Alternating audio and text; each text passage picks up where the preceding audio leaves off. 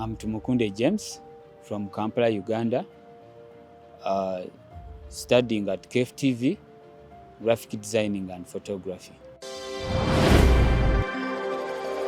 I've been interested in becoming one of the best graphic designers and a photographer in Uganda.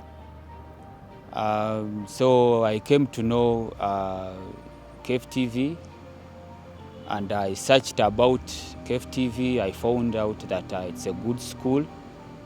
So that's why I applied, because I knew it will help me achieve my dream. So far, the time I've spent in KFTV is really a great time. KFTV has good teachers with good equipment that allow us to practice things that we learn in school. And after completing my studies, I'm planning to start my own business in Uganda, which will help me create employment opportunities to the societies of Uganda, and also help me improve my own life.